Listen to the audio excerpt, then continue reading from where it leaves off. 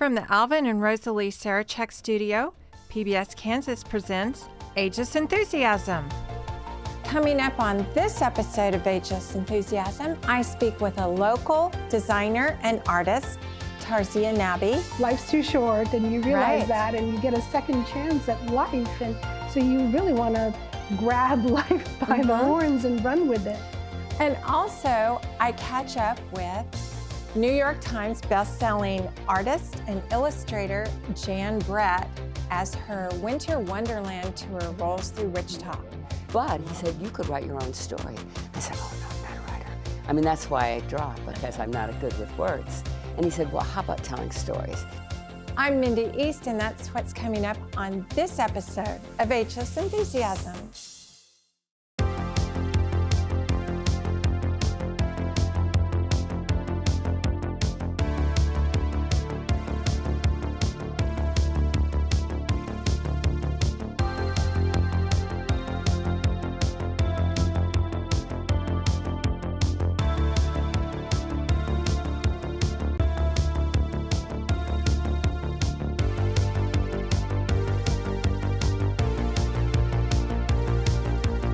My guest tonight is Tarzia Nabi, who is a designer and an artist and a local talent here in Wichita.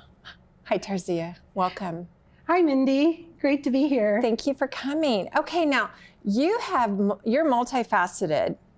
Let's talk about, first of all, where are you from?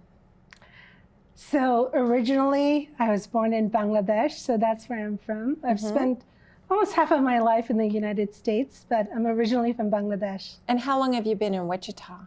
The last 23 years. Oh, wow. Tarzia, you're an investment professional. Tell us what your day job is. I am the Vice President of Investments with the Trust Company of Kansas. Very good, very good. So I want to kind of take our viewers on a little storyline. You have been in investments for quite a while, but you had a serious car accident that changed the trajectory of your life. Tell us a little bit about what happened. Sure. So 2013, I was on my way to work. I think it was towards the end of summer vacation. I just dropped my son off to karate camp, and I was going to work. And you know, I'm very cautious about crossing streets or making left turns. So I did the rubbernecking, looked several times, and then just before I got into that accident, like probably a split second before, I saw these scared little faces, of the two young women in the car right before they hit me. And at that moment, it seemed like that was it. I was not going to survive getting hit at like 40, 50 miles an hour on the driver's side. And I thought, oh my God, how could I let this happen, as if I was in control? I mean, I was a huge control freak before that. So because of that accident, of course, you're off work for quite a while. A couple of days. Oh, yes. Okay. Okay. So you had some injuries. I called in. Anyway, so first of all, I survived that accident. It seemed like it happened in slow motion. Of course. It didn't. Let's say this, my life did not flash before my eyes, but I thought that was it.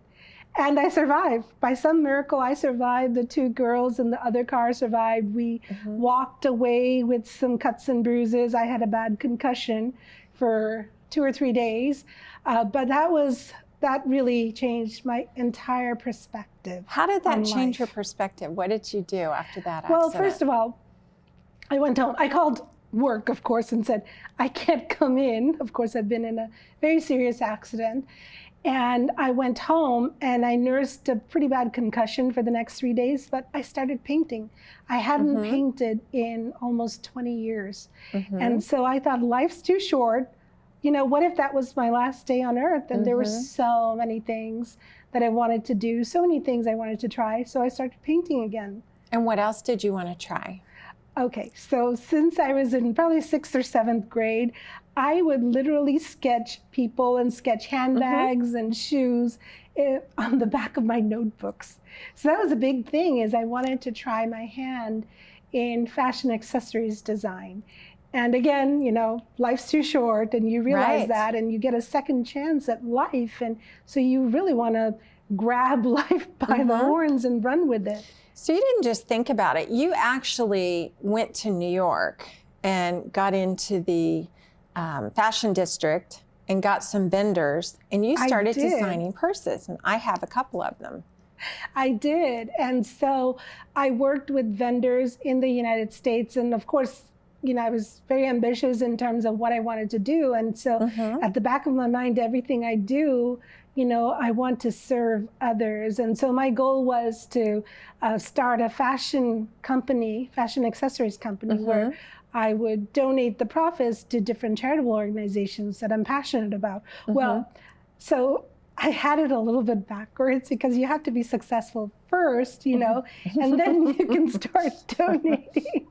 Minor So detail. anyway, it was a little bit, how should I say this? I learned my lesson, but anyway, I did end up donating to a lot of different organizations, like the American Cancer Society and Go Red for Women, like American Heart Associations. And Your Sir Optimus. purses? Yes.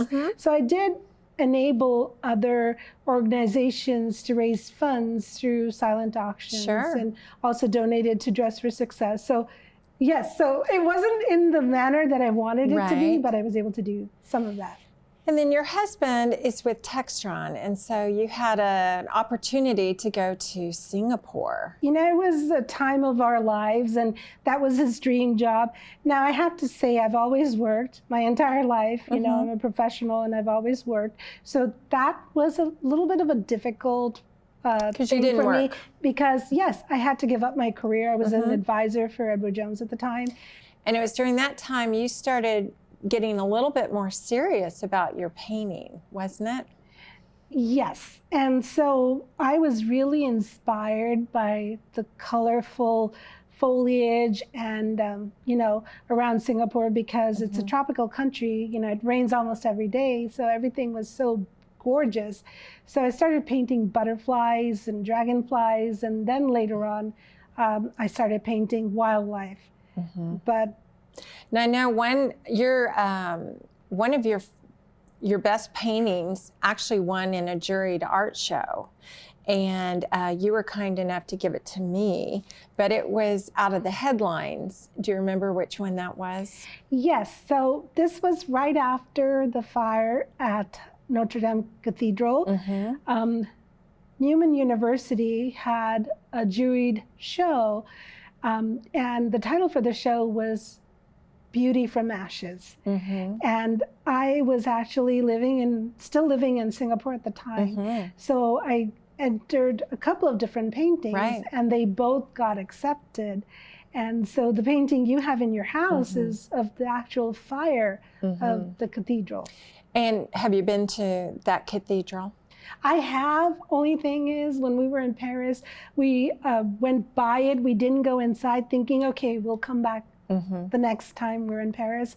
And of course, the fire happened just a few months later. So that's one of those lessons in life, when the opportunity is right there in front of you, take it. Exactly.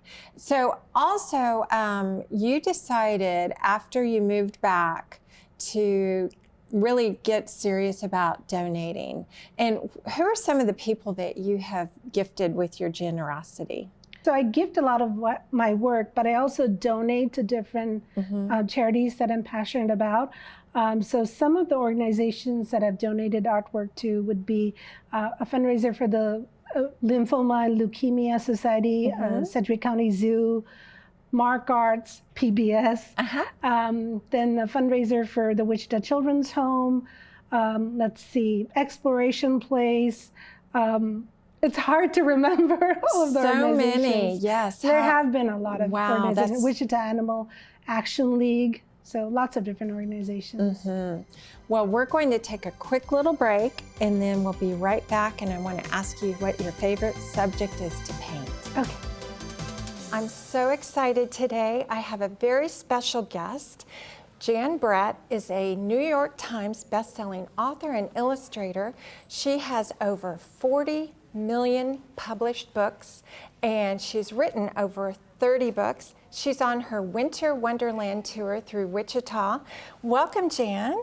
Oh, thank you. It's so great to be here. Well, we're at the Advanced Learning Library in downtown Wichita, sitting in front of one of your displays. Oh. And you are doing an event with children where you'll be reading your book and then doing some signings. Yes. Tell us about the book you're holding. The book I'm holding.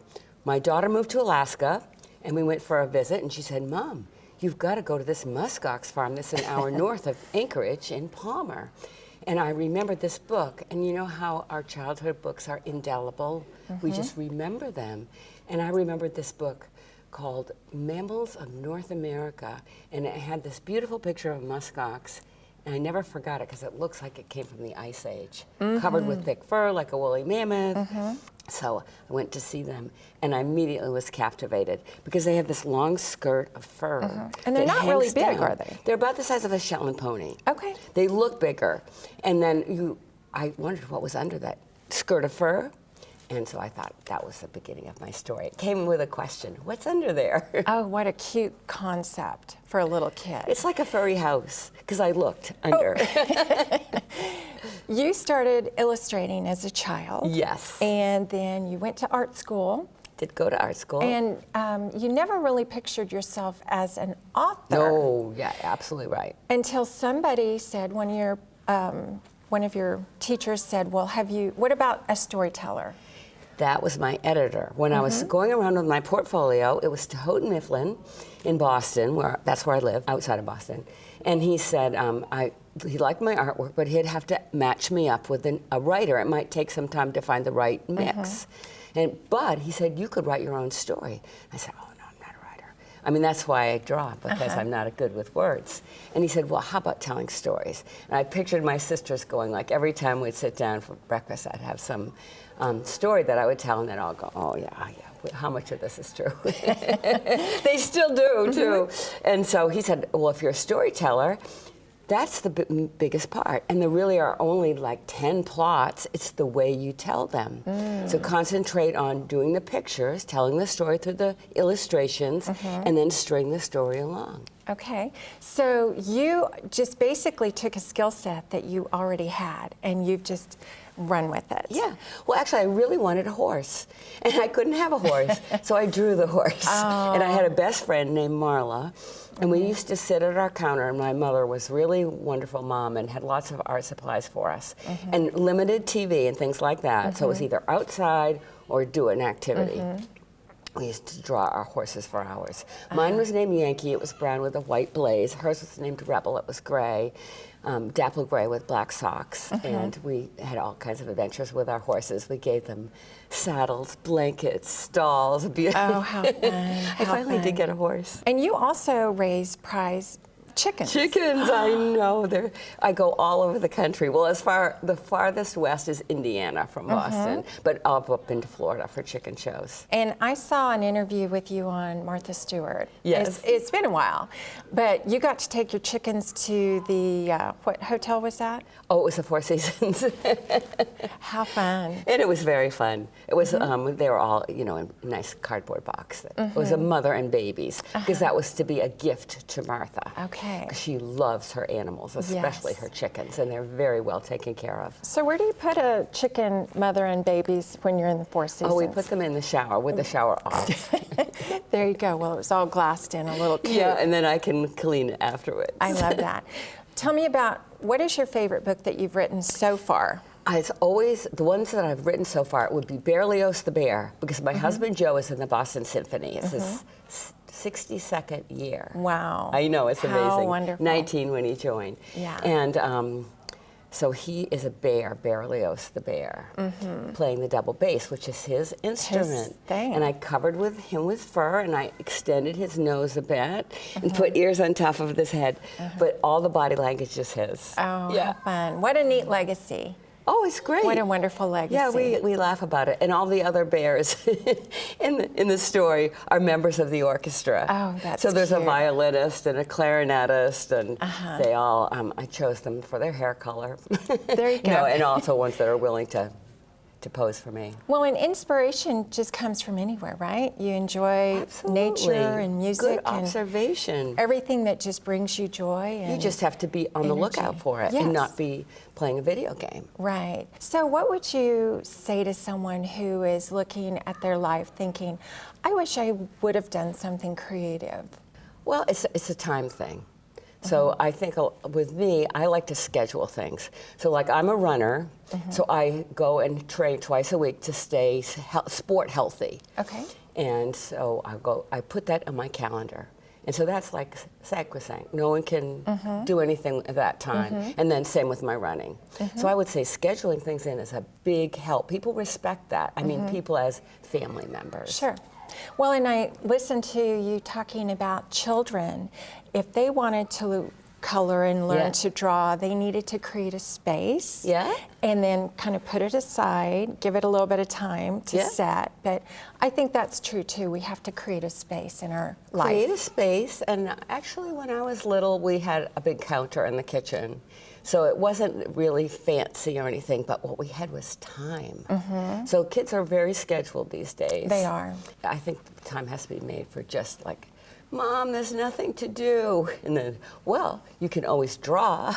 Right. Or make play with your Legos or do something that's constructive and is actually helping your skills as a person.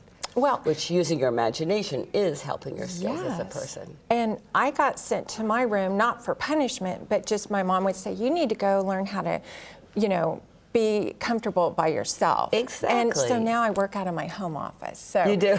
all things It work worked. together for good. They Yeah. sure do. My favorite book, and my kids grew up reading all of your books, and I love The Mitten. And The Mitten is one of your more popular ones. Yes, I would say it's the most, and it's probably the one my editor always says, how about another book like The Mitten? And The Mitten was based on a Ukrainian folktale. It was, and it's so valuable right now. Because when I first did that book, it was Ukraine was part of the Soviet Union, and I went to couldn't go to the Soviet Union to do it, but I went to this Ukrainian museum in New York City. It's on 10th Street, and all the people said, the curator said, "Oh, we want to help you because we want to keep our culture alive. It's being destroyed by Soviet Union. All our things that are Ukrainian to us are being discouraged. Yes, swallowed up. Even our language." So they were very helpful, and I put a lot of things in the book that they asked me to put in because it represented the Ukrainian culture, things that meant a lot to them. Well, and what a better way to just help support, and all those traditions and that culture. Yeah. So that was wonderful. And I know you travel to a lot of the places that you write about just for inspiration. What has been some of your favorite places to visit? Well, On the Pussycat was Martinique, an island in the Caribbean. And we have been to Costa Rica for the umbrella. Cinders, I went to St. Petersburg in Russia to do, and that was wonderful. And Novgorod, which is the ancient city that is like a little bit south of St. Petersburg. Been to China, to Guilin, and let's see, Africa, Namibia, Botswana, and Tanzania to get ideas for 3 books that had African animals in them. How about Fritz and the Horses? Fritz and the Beautiful Horses came from a museum exhibit at the National Gallery, and it was, no, not the National Gallery, the Metropolitan Museum in New York. And it was the Habsburg era. And it had all these beautiful costumes and the way people lived in that time, and I was so captivated and got the book. And same with The First Dog. I went to an exhibit at, because I love museums, at the Museum of Natural History in New York. And that was, I think, Bright Fires and something, and it was about prehistoric man. And it had this artwork from 40,000 years ago. So gorgeous, beautiful, and compelling, and almost like it could spark magic. So intense. I'm so impressed. You just live in this perpetual creative state of creativity. And, okay, I'll remember that. Try to live up to it. Oh, I think that's very obvious. Well, you mentioned The Owl and the Pussycat. Yes, I did. And that is my favorite Jan Brett book. I just so happened to bring my copy with me, and I was wondering if you would sign it for me. Now, you said you had children and grandchildren. I have grandchildren. So maybe I should sign it to... You just sign to... anybody. Hedgehog purse. Yes, I love your hedgehog That's purse. my little mascot. Do you have a mascot? I like have a an logo. animal mascot? Well, I have a logo. You have what? A lot? I have a logo. I don't have you have mascot, a logo. Okay. But, Well, the children often ask me what my favorite animal is, and I have to say it's like a 3: hedgehog, horse, chicken. Oh, I love horses. I just think, nature is there for us to respect and enjoy, and I'm just glad that you honor that as well. Oh, that's cute. So this little yellow fish, I actually didn't get my plan was I was going to get my scuba diving license and go underwater to do, because the whole part of this book, the border, is an underwater scene. I love the border. And I only got to snorkeling. I love it. And you're known for your borders. And Yes. I think that is such a creative way to introduce to the reader what's going to happen on the next page. Too Well- bad life isn't always like that. Yeah. Well, it kind of gives you a little hint about what's going to come next. Yes. And is that what you mean by that? Yes, Well, yes. We always wonder what's around the corner. I know. Well, thank you, Jan. We're so honored that you could give us time this morning. So thank you for being with us. You're welcome. I'm glad to be here. Well, thank you. Now we're back with Tarzia. And Tarzia, what would you tell somebody who's has a desire to do something creative? Obviously, I just turned 50 a couple of years ago, 3 years ago, actually. So the thing is, you're never too old to pursue your dreams. And I've worked in several different industries, done so many different things, from fashion design to working in a pharmaceutical company for 8 years. That was my first job out of grad school, to working in wealth management for the last 20 years. So you can always reinvent yourself. You don't have to stay with whatever you thought you wanted to be or whoever you wanted to be when you were in your early 20s. Well, we evolve and we change, Absolutely. And we're not the same people we were in our 20s or 30s as we age in our 50s and 60s. So I get that too. I know your art is in several galleries and you sit on several different boards. What's next for you? So I really like to give back to the community. I serve on the board of the Wichita Grand Opera, and then I'm a Rotarian, so that's a great way of giving back. And they have the reading program. Yes, so I participate in the RIF program, which is Reading is Fundamental. I'm involved with United Way's investment panel, where we get to decide on funding different charitable organizations. I'm a member of Designing Women. So yeah, there are a lot of different things that I like doing. And of course, I love my work. Yes. Where do you see yourself in 10 years? In 10 years, well, I have a few goals that I haven't accomplished yet. And some of them are, for instance, I was working on some of my professional designations, and I kind of veered off track a little bit because we went abroad and all of those things happened. So I'm getting back on track with some of my professional designations. So I'm hoping to finish my CFP designation and CTFA designation within the next 12 months.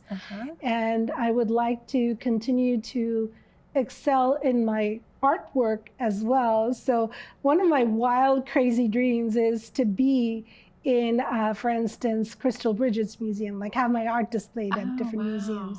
Or I think there's a wildlife museum in Jackson Hole, Wyoming. So get to that standard. So I believe that whatever you do, you should probably set a goal. Try to be excellent in whatever you do. So those are some of my goals. And of course, I love serving our clients and just to be able to grow with this company that I'm with, the Trust Company of Kansas, over the next 10, 15, 16, 18 years, I don't know. There you go. It's Ageless Enthusiasm.